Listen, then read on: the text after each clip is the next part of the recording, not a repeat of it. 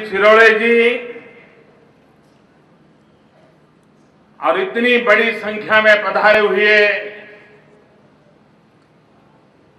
सभी मेरे प्यारे भाई और बहनों,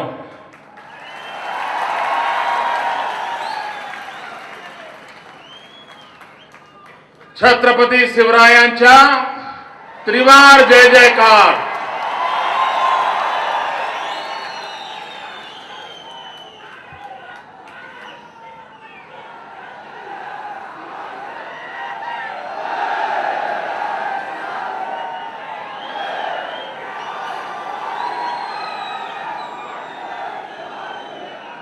पुणे एक ऐसी पवित्र भूमि है जहां से सदियों तक आक्रांताओं के खिलाफ जंग चलता रहा। विदेशी ताकतों को परास्त करने का सामर्थ्य इस पुण्य भूमि से प्राप्त होता था।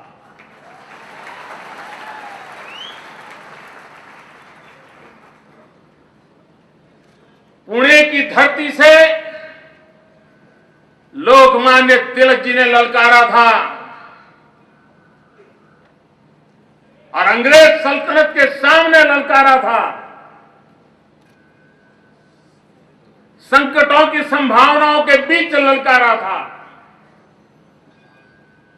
और लोकमान्य तिलक ने मंत्र दिया था, स्वराज मेरा जन्मसिद्ध अधिकार है। आजादी के 60 साल हो गए।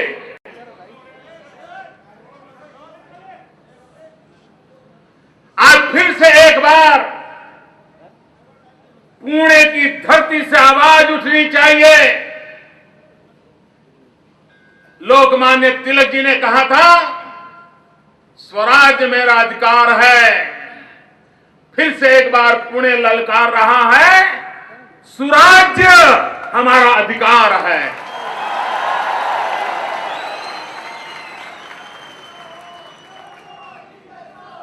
स्वराज मिला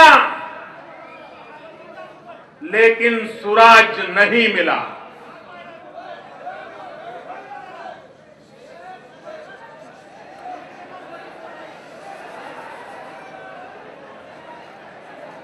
पुलिस के मित्रों,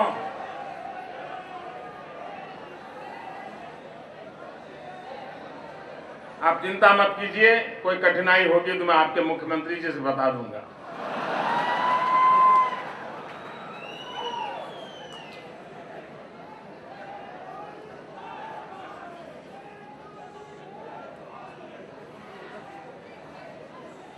मित्रों, आज देश की सभी समस्याओं की जड़ में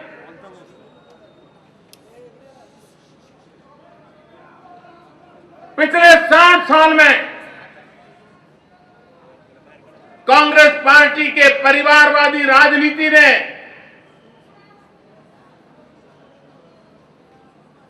देश के सामान्य मानवीय की आशा आकांक्षाओं को, सामान्य मानवीय के सपनों को नोच दिया है। कांग्रेस पार्टी ने देश की जनता को टेकन फॉर ग्रांटेड माना है। उनको लगता है कि चुनाव जीतने के करतब करते रहो, वोट बैंक की राजनीति करते रहो, चुनाव आने पर कभी इस तबके को कभी उस तबके को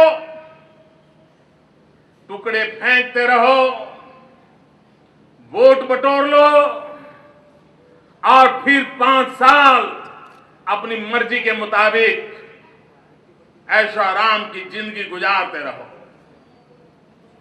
यही किया इन लोगों ने और उसी का कारण है कि आज देश इन संकटों को झेल रहा है।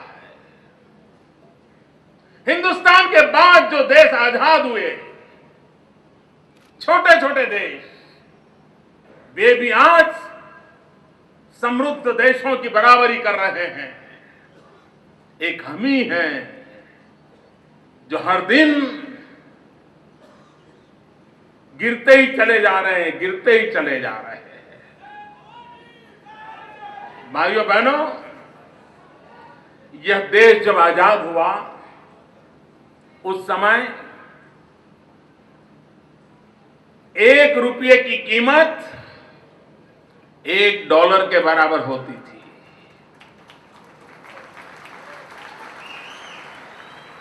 देश जब आजाद हुआ तब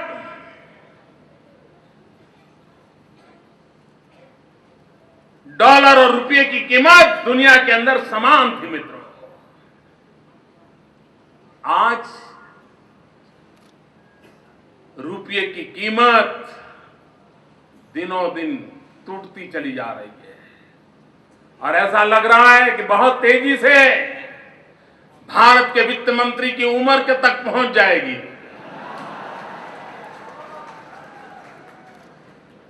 $1 ₹60 और वो भी जब देश के प्रधानमंत्री अर्थशास्त्र के विद्वान है। ये कौन सा अर्थशास्त्र? भाइयों बहनों, ये कांग्रेस एक ऐसी धारा है कि अच्छे से अच्छा अर्थशास्त्री भी अनर्थशास्त्री बन जाता है।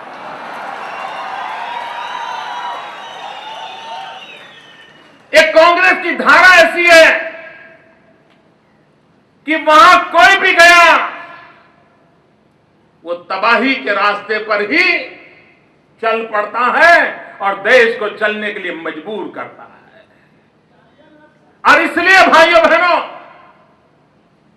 जब तक हम कांग्रेस मुक्त भारत का निर्माण नहीं करेंगे, यह देश समस्याओं से मुक्त नहीं होगा। यह देश संकटों से मुक्त नहीं होगा।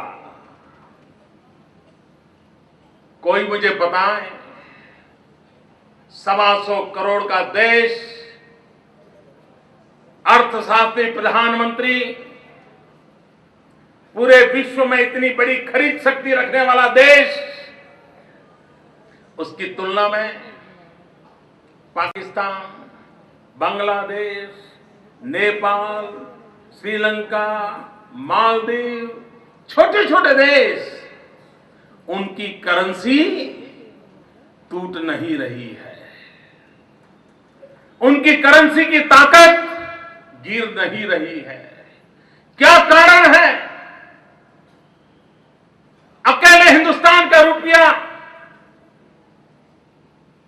बाजार में अपनी साख खो रहा है, अपनी ताकत खो रहा है।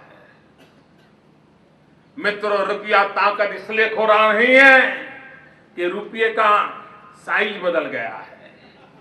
रुपया ताकत इसलिए नहीं खो रहा है कि रुपये की डिजाइन बदल गई है। रुपया ताकत इसलिए खो रहा है कि दिल्ली में बैठे हुए लोग खाने में लुटाने में इतने डूबे हुए हैं कि उनको देश के रुपये को बचाने की फुर्सत नहीं है और उसके कारण यह हालत बनी।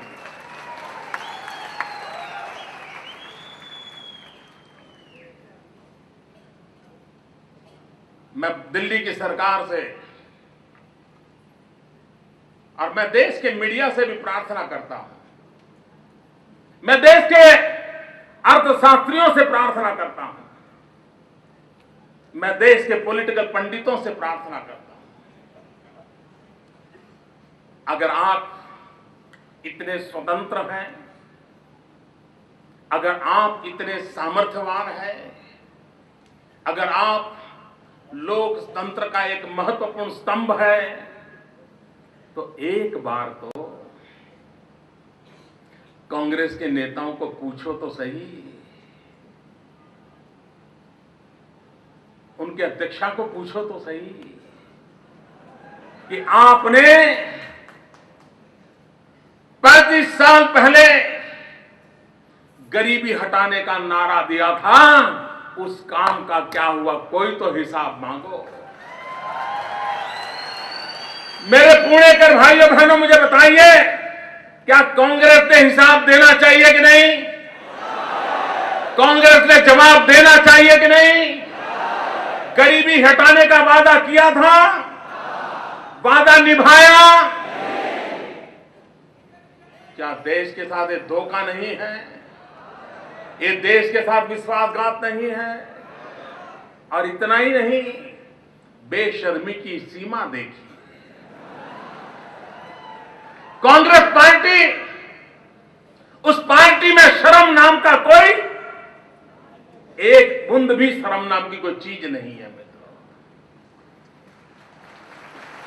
जिन्होंने गरीबी हटाने का नारा दिया था, इस देश का गरीब गरीबी से मुक्ति मिलेगी, इसके लिए बेचारा आशा के साथ कांग्रेस के डिब्बे भरता रहा, बटन दबाता रहा, पंजा कंधों पर लेकर के घूमता रहा। और अब क्या आया?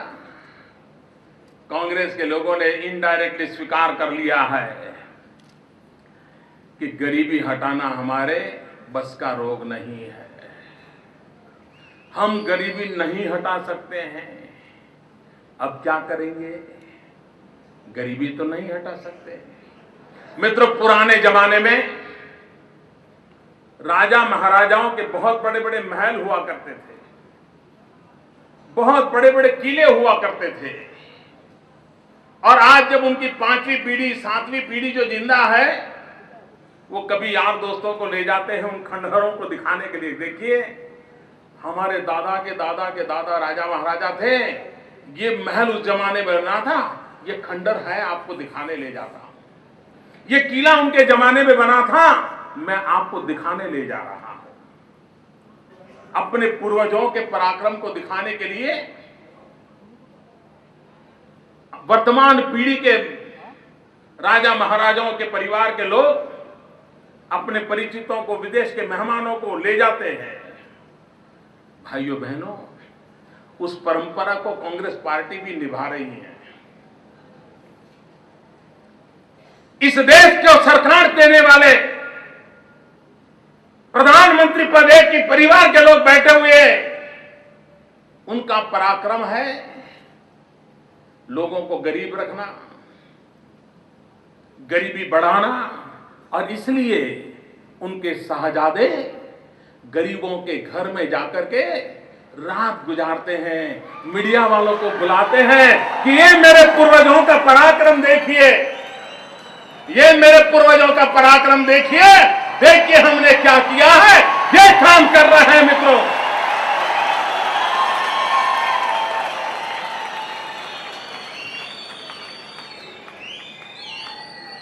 इतना ही नहीं मित्रों, उन्होंने गरीबी हटाने के लिए कहा था। गरीबी तो नहीं हटी, लेकिन गरीब को कांग्रेस के शासन में 2 टाइम भोजन भी असंभव हो गया। और इसलिए कांग्रेस पार्टी को इस बात को स्वीकार करना पड़ा है कि कांग्रेस ने तय किया है कि गरीब की थाली में चपाती दे पाए या न दे पाए, रोटी सब्जी दे पाए या न दे पाए, कम से कम एक कानून का कागज तो पकड़ा देंगे, उसकी थाली में परोस देंगे, शायद उसका पेट भर जाएगा। मैं दिल्ली सरकार से पूछना चाहता हूं, कुछ ही दिनों में पार्लियामेंट का सत्र मिलने वाला है। अगर पार्लियामेंट सत्र मिलने ही वाला है तो आपको संसद में को विश्वास में लेकर के एक उसकी जो कमियां हैं, कमियों को दूर करके एक अच्छा फूड सिक्योरिटी बिल लाने के बजाय आपने ऑर्डिनेंस की जल्दबाजी क्यों की? आपको मालूम है मित्रों क्यों की? ऑर्डिनेंस की जल्दबाजी इसलिए की है कि उनको यूपीए के अपने पार्टनरों पर, अपने साथियों पर भरोसा नहीं है। उनको भरोसा नहीं है। उनको लगता है कि पार्लियामेंट में हम बिल लाएंगे, बहस होगी और यूपीए की मदद से पारित हो जाएगा, तो इस बिल की क्रेडिट साथी दलों को भी मिल जाएगी। ये साथी दलों को क्रेडिट न मिले, उनके प्रति समाज में अविश्वास का माहौल बने, सारी क्रेडिट खुद के खाते में जाए, इसलिए संसद का भी अपमान, यूपीए पार्टनर का भी अपमान और ऑर्डिनेंस ला करके सारी लोकतांत्रिक प्रक्रिया को नकार देने का पाप ये दिल्ली की सरकार कर रही है। और भाइयों बहनों, कोई भी काम दिल्ली में पूछो तो सब हमने ये एक्ट लाए, हर बार ये बताते हैं हमें, ये एक्ट लाए, वो एक्ट लाए, ढिकना एक्ट लाए, फलाना एक्ट लाए। देश इनको पूछ रहा है, भाई ये तुम्हारे एक्ट के गीत तो बहुत सुने हैं, फलाना एक्ट, ढिंकना एक्ट, ये एक्ट, वो एक्ट, ये सब बहुत सुना। अब देश उससे तंग आ चुका है। देश को एक्शन चाहिए, एक्शन चाहिए। एक्ट बहुत देख लिए, देश को एक्शन चाहिए। मित्रों, आप कल्पना कर सकते हो, इतना बड़ा स्वाभिमानी देश, अंग्रेज सल्तनत के सामने भी संघर्ष करने का सामर्थ्य रखने वाला देश, कभी आपने इतिहास में सुना है कि हिंदुस्तान के जवान सीमा की रक्षा करते हो और पाकिस्तान के लोग आकर के उनका सर काट करके ले जाए, और दिल्ली की सरकार एक हफ्ते के बाद पाकिस्तान के प्रधानमंत्री को चिकन बिरयानी का लंच ऑर्गेनाइज करें? मित्रों, इससे बड़ा दुर्भाग्य क्या हो सकता है?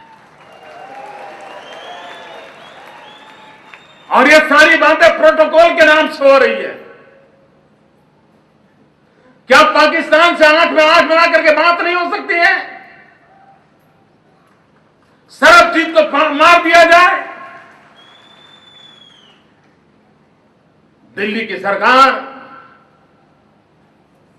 चुप बैठी है। इटली के लोग आकर के केरल में हमारे मछुआरों को मार दें और वो हिंदुस्तान के कानून को स्वीकार करने से मना कर दें, और जब उनकी एम्बेसी पर भारत की सुप्रीम कोर्ट ला ना करे, तब जाकर के उन गुनहगारों को वापस लाया जाए। अब कल्पना कर सकते हो मित्रों, क्या देश को ऐसी दुर्बल सरकार चाहिए? क्या करके रखा है मित्रों? इतना बड़ा देश, हर क्षेत्र में विफलता। कांग्रेस पार्टी ने वादा किया था 100 दिन में महंगाई दूर करेंगे, कहा था। आपको भूख लगी होगी, तो महंगाई के कारण भूख लगना बहुत स्वाभाविक है। कांग्रेस ने 100 दिन में महंगाई दूर करने का वादा किया था। महंगाई दूर हुई? महंगाई कम हुई? महंगाई बढ़ी? क्या कांग्रेस ने जवाब देना चाहिए कि नहीं देना चाहिए? कांग्रेस जवाब दे रही है? क्या लोकतंत्र में अपनी आस्था है? क्या वो जनता को जवाब दे है? क्या हिंदुस्तान का लोकतंत्र ऐसा कि चुनी हुई सरकार, चुने हुए लोग जनता को अकाउंटेबल ना हो, जवाब देना हो? आपने वादा किया था, वादा क्यों नहीं निभाया? देश की जनता जवाब मांगती है, वो जवाब नहीं दे रहे हैं। और आज 9 साल से वो शासन में बैठे हैं। गरीब की थाली खाली हो गई है। गरीब का बेटा रात को भूखा सो रहा है, रात भर रोता है, मां परेशान है, लेकिन एक बार भी कांग्रेस पार्टी के किसी नेता ने, कांग्रेस पार्टी के अध्यक्षा ने, भारत के प्रधानमंत्री ने एक बार भी इतना कहा है कि महंगाई को हम नहीं रोक पा रहे हैं, हम कोशिश कर रहे हैं, हम जरूर कुछ करेंगे। एक बार भी जनता के सामने उन्होंने सर झुकाने का पसंद किया है? कौन सा अहंकार है वो? कौन सा अहंकार है आपका कि आपके पापों के बावजूद भी, जनता का विश्वासघात करने के बावजूद भी, जनता से धोखा करने के बावजूद भी आप जनता के सामने स्वीकार करने को तैयार नहीं। इतना ही नहीं मित्रों, इस देश के किसान ने दिन रात मेहनत की, पसीना बहाया और उसने अन्न के भंडार भर दिए। अन्न रखने के लिए जगह नहीं थी। रेलवे प्लेटफॉर्म पर अन्न के ढेर पड़े थे, बारिश में सड़ रहे थे। भारत की सुप्रीम कोर्ट ने दिल्ली सरकार को कहा कि आप ये जो अनाज है वो गरीबों को बांट दीजिए। आज जो फूड सिक्योरिटी बिल लेकर के आए हैं, देश की जनता उनको पूछना चाहती है। अगर आपको गरीब के पेट की इतनी चिंता थी, अगर आपको गरीब की थाली में कुछ परोसने की चिंता थी, तो जब भारत की सुप्रीम कोर्ट ने कहा कि ये जो अन्न सड़ रहा है उसको हो सके उतना जल्दी हिंदुस्तान के गरीबों को बांट दो, उनके पेट में जाएगा। भाइयों बहनों, दिल्ली की सरकार ने ये अन्न बांटने से इनकार कर दिया। इतना ही नहीं, वो अन्न सड़ता रहा और बाद में क्या किया? शराब बनाने वालों को 65 पैसे में बेच दिया। भाइयों बहनों, 65 पैसे में बेच दिया। कांग्रेस पार्टी, उनके साथी दल, देश आपसे जवाब मांगता है कि आपने वो अनाज जानबूझकर के सड़ने क्यों दिया? आपने सुप्रीम कोर्ट के कहने के बावजूद भी उसका अनादर क्यों किया? और सड़ा हुआ अनाज आपने 65 पैसे में शराब तैयार करने वाले लोगों को जाकर के मुफ्त में कैसे पहुंचा दिया कि इसमें किसकी मिली भगत है, कौन किसके साथ जुड़ा हुआ है? देश जवाब मांगता है। भाइयों बहनों, भ्रष्टाचार कोई सीमा बची है क्या? इन्होंने कुछ नहीं छोड़ा मित्रों। जल, थल, नभ, पृथ्वी का कोई हिस्सा ऐसा नहीं छोड़ा जहां से उनके हाथ न लगाने की कोशिश की हो। इस देश के गरीब इंसान के पैसे क्या कारण है? मित्रों, हिंदुस्तान से मांग उठ रही है कि विदेशों में जो काला धन है वो वापस लाया जाए।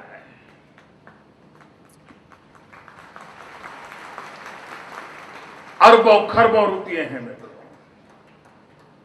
और लोग हिसाब लगाते हैं कि आज जो हिंदुस्तान का काला धन विदेशों में है वो अगर वापस लाया जाए और गरीबों को बांट दिया जाए तो एक एक गरीब के जेब में 3-3 लाख रुपया आ सकता है। 3 लाख रुपया।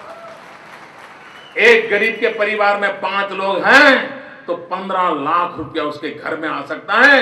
इतनी बड़ी धनराशि विदेशी बैंकों में जमा है। दिल्ली सरकार को क्या परेशानी है,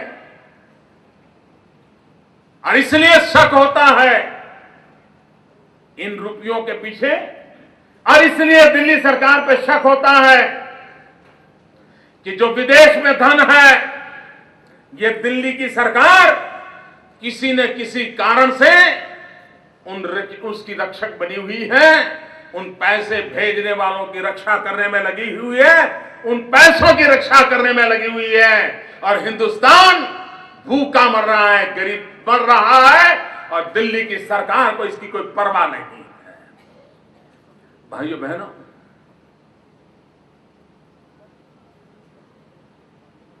कॉमनवेल्थ गेम की बात अभी हमारे अध्यक्ष जी बता रहे थे। कितना देश का नाम बर्बाद कर दिया, और फिर भी न इनको कोई संकोच है, न कोई शर्म है, कुछ नहीं है।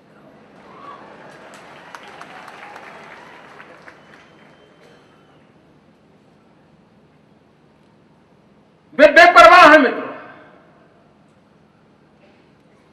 कोयले की हालत क्या कर दी, और कोयले की जांच हो रही है, उस जांच को डिरेल करने का काम हुआ। क्यों हुआ? कोयले के पीछे कौन लोग हैं? क्या प्रधानमंत्री कार्यालय तक बात जाती है क्या? और अगर जाती है तो देश को सही जानकारी मिलनी चाहिए कि नहीं मिलनी चाहिए? सुप्रीम कोर्ट डंडा चला रही है, दिल्ली की सरकार सीबीआई का भरपूर दुरुपयोग कर रही है। अपनों को बचाना और विरोधियों का खात्मा बुलाना, इसके लिए सीबीआई का भरपूर उपयोग हो रहा है। आप कल्पना कर सकते हैं कि जिस रेल मंत्री ने टेलीफोन पे बातचीत की है, रिकॉर्डेड वर्जन उनके पास है, उस रेल मंत्री को विटनेस बना करके सीबीआई ने पूरा उनको बचाने का खेल खेल दिया। क्या आप संवैधानिक संस्थानों का इस प्रकार से दुरुपयोग करते रहोगे?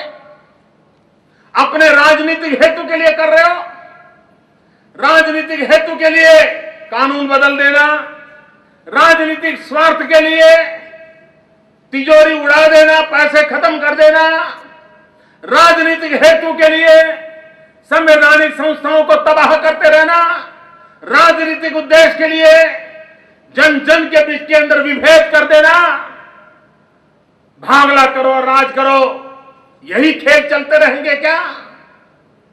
और मेरे कांग्रेस के मित्रों, अब देश की युवा पीढ़ी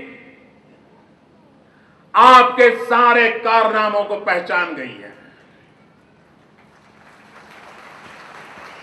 पुरानी पीढ़ी ने तो आपको माफ किया,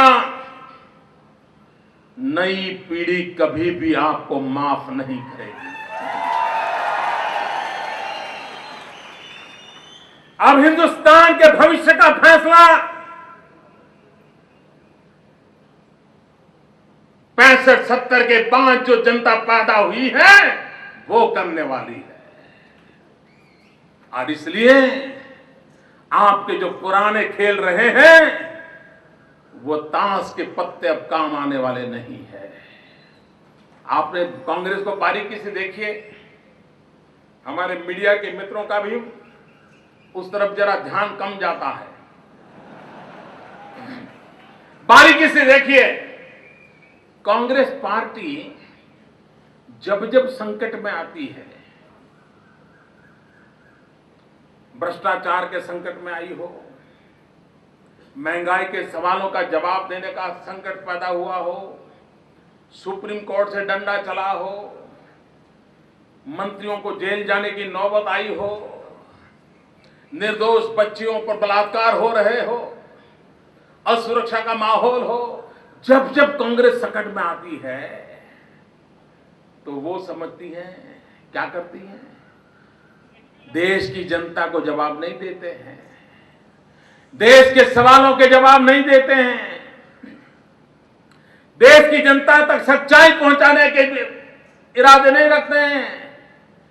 जैसे ही कोई संकट आ जाता है तो वे सेक्युलरिज्म का बुर्खा पहन लेते हैं और सेक्युलरिज्म का बुर्खा पहन करके बंकर में छिप जाते हैं और अभी गरीबी की बात मत करो, देश का सेक्युलरिज्म खतरे में है। अरे करप्शन की चर्चा मत करो, देश सेक्युलरिज्म खतरे में है। अभी महंगाई की चर्चा मत करो, सेक्युलरिज्म संकट में है। भाइयों बहनों, कांग्रेस पार्टी के कारनामे, अब कांग्रेस पार्टी सेक्युलरिज्म के नाम पर देश के सामान्य मानवी की जो आशा आकांक्षा है उसको दबोच नहीं सकेगी। कांग्रेस पार्टी सेक्युलरिज्म के नाम पर हिंदुस्तान के गरीबों के पेट पर लात मारती नहीं रह पाएगी।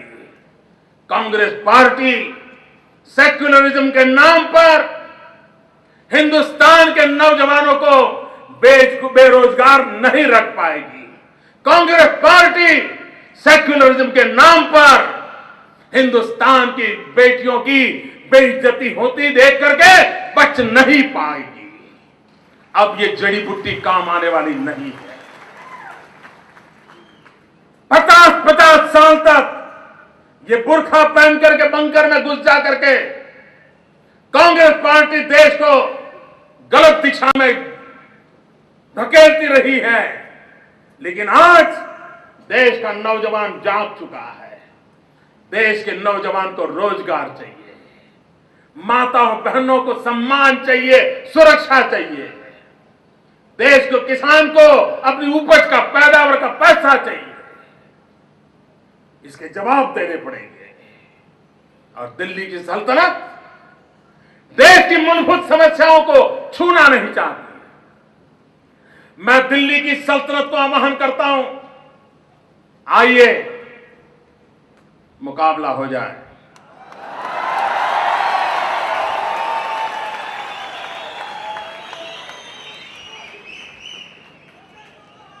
एनडीए सरकार के अटल जी के नेतृत्व के 6 साल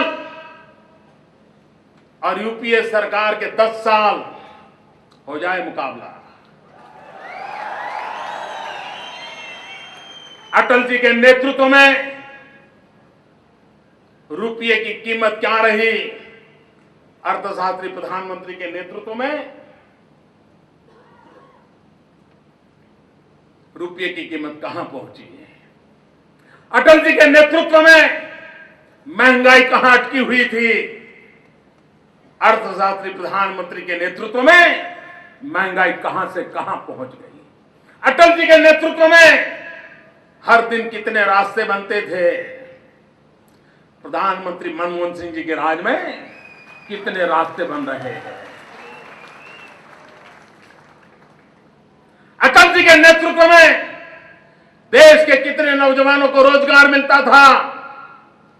कांग्रेस सरकार के राज में देश के नौजवानों को कितना रोजगार मिलता है, आइए हिसाब लगाइए। और भाइयों बहनों, मैं दावे से कहता हूं अटल जी की सरकार हमें शानदार लगेगी।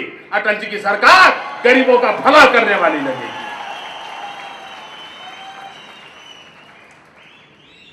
और इसलिए मैं कहता हूं भाइयों, देश का भविष्य इसमें है कि हम जितना हो सके उतना जल्दी एक कांग्रेस पार्टी को और उनके साथियों को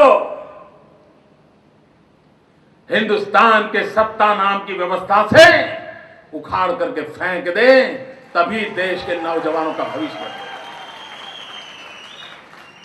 भाइयों बहनों, कोई हमें बताए क्या कारण है आतंकवादी बार बार पुणे को अपना टारगेट बनाते हैं? क्या कारण है पुणे में निर्दोष लोगों को बार बार मारा जाता है? क्या कारण है? क्या दिल्ली सरकार की कोई जिम्मेवारी नहीं है? क्या महाराष्ट्र सरकार की कोई जिम्मेवारी नहीं है? क्या आतंकवादियों को बेरोक तक जो चाहे वो करने देने की इजाजत है? भाइयों बहनों,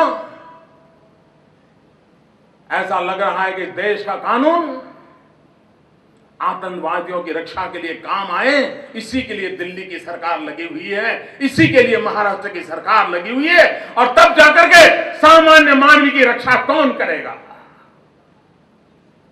भाइयों बहनों, इतना बड़ा देश सिर्फ वोट बैंक की राजनीति के भरोसे नहीं चलाया जा सकता। सरकारें आएगी जाएगी, प्रधानमंत्री बनेंगे उतरेंगे, लेकिन ये देश अजरा अमर है। इस देश के भविष्य की चिंता करनी, सत्ता भूख इस हद तक नहीं होनी चाहिए कि जिसके कारण देश के सामान्य मानव की जिंदगी असुरक्षित हो जाए। भाइयों बहनों, कहां से कहां देश को ले गए हैं। कोई क्षेत्र ऐसा नहीं, कोई क्षेत्र ऐसा नहीं है जिसके लिए गर्व से कुछ कह सके। आपको जानकर के हैरानी होगी मित्रों, कैसे देश चलाते हैं। लोग कहते हैं ना पॉलिसी पैरालिसिस, ये पॉलिसी पैरालिसिस किस हद तक है? आज हिंदुस्तान में अनेक राज्य ऐसे हैं कि जहां पर बिजली का संकट है, अनेक उद्योग धंधे बंद हो रहे हैं क्योंकि बिजली का संकट है। और बिजली का संकट क्यों है? हिंदुस्तान में 20,000 से अधिक मेगावाट, 20,000 मेगावाट से अधिक उत्पादन करने की क्षमता वाले कारखाने पिछले 8-9 महीने से बंद पड़े हैं। कारखाने लग चुके हैं, अरबों खरबों रुपया लग चुके हैं। किसी समय बिजली उत्पादन करते थे, कर्मचारी खाली बैठे हैं, तनख्वाह दिया जा रहा है। दूसरी तरफ देश अंधेरे में डूबा हुआ है, कारखाने बंद पड़े हैं, किसान को बिजली मिल नहीं रही है, घर में दिया जल नहीं रहा है। आपने ऐसी सरकार देखी है कि बिजली के कारखाने हैं, कारखाने चलाने के ये लोग हैं, बिजली खरीदने वाले हैं, फिर भी ये देश में बिजली उत्पादन बंद है। क्यों? क्योंकि कोयला नहीं है। कोयला क्यों नहीं है? तो प्रधानमंत्री फाइल पर बैठ गए हैं, निर्णय नहीं कर रहे। दिल्ली की कांग्रेस की, यूपीए की सरकार निर्णय नहीं कर रही है और उसके कारण कोयला नहीं निकल रहा है, कोयला नहीं मिल रहा है और देश अंधेरे में डूब रहा है। भाइयों बहनों, इतना ही नहीं, अकेले मेरे गुजरात में 5,000 मेगावाट बिजली पैदा करने वाले कारखाने 1 साल से बंद पड़े हैं। आप कल्पना कर सकते हो मित्रों, कितना नुकसान होता होगा। इनको परवाह नहीं है। मैं महाराष्ट्र को बिजली देना चाहता था, लेकिन ऐसी सरकार है यहां कि जिसकी दिल्ली में कुछ चलती नहीं है।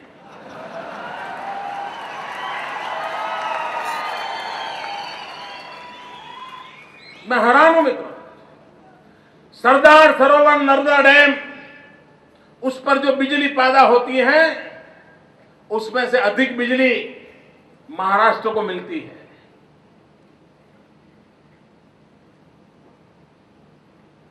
सस्ते से सस्ती बिजली है, उनको मुफ्त में मिलती है। अगर सरदार सरोवर के डैम की हाइट पूरी कर ली जाए तो बिजली का उत्पादन में बढ़ेगा, और बिजली का उत्पादन बढ़ेगा तो हर वर्ष महाराष्ट्र को 400 करोड़ रुपयों की बिजली मुफ्त में मिलेगी। 400 करोड़ रुपया, ये छोटी रकम नहीं है मित्रों। गुजरात में से 400 करोड़ रुपया की बिजली मुफ्त में महाराष्ट्र में आएगी, लेकिन उस सरदार सरोवर डैम पर जो गेट लगाने चाहिए, वो गेट लगाने के लिए परमिशन देने के लिए जो मीटिंग करनी चाहिए, वो मीटिंग नहीं हो रही है। जिस दिन गेट लग जाएंगे, वो बिजली के कारखाने पूरी ताकत से चलेंगे। आज जितनी बिजली देते हैं उससे अधिक बिजली देंगे और महाराष्ट्र का हर वर्ष 400 करोड़ रुपया बच जाएगा, जो गरीबों के कल्याण के लिए काम आ सकता है, लेकिन इसके लिए भी उनकी तैयारी नहीं है।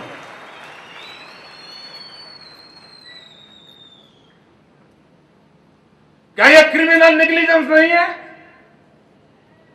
क्या देश के साथ धोखा नहीं है? ऐसे लोगों को माफ कैसे कर सकते हैं भाइयों? कारखाने तैयार, सब कुछ तैयार,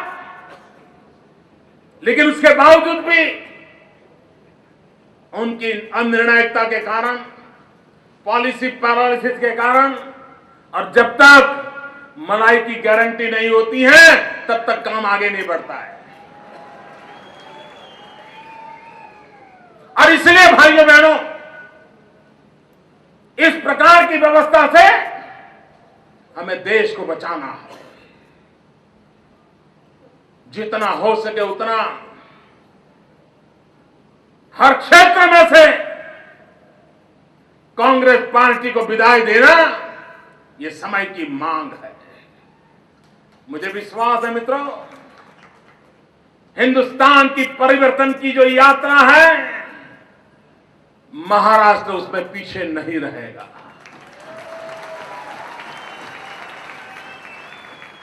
हिंदुस्तान का भाग्य का निर्माण करने में महाराष्ट्र की शक्ति बहुत बड़ी ताकत रूप के उभरेगी, ये मेरा पूरा विश्वास है। जिस भूमि को महात्मा फुले के आशीर्वाद मिले हो, जिस भूमि पर लोकमान्य तिलक के आशीर्वाद रहे हो, जिस भूमि पर शिवराय के जय जयकार चलता हो, उस भूमि से यह ताकत देश को प्राप्त होगी, ऐसा मेरा पूरा विश्वास है। भाइयों बहनों, हमारे पुणे के मित्रों ने मुझे कुछ दिन पहले कहा था, क्योंकि मैं यहां दादा वासवानी जी के कार्यक्रम के लिए आने वाला था। बोले बारिश है तो भी हम पंडाल में कार्यक्रम करेंगे। उन्होंने जितना हो सके उतना बड़ा पंडाल बनाने की कोशिश की, लेकिन मैं देख रहा हूं जितने लोग पंडाल में हैं, उससे ज्यादा लोग पंडाल के बाहर हैं। मैं पुणे वासियों को विश्वास दिलाता हूं,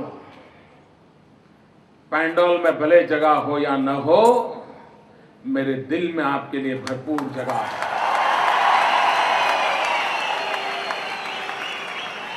पंडाल छोटा पड़ जाएगा, लेकिन मेरा दिल कभी छोटा नहीं होगा। ये मैं आपको विश्वास दिलाने आया हूं। भाइयों बहनों, मैं अपनी बात समाप्त करने से पूर्व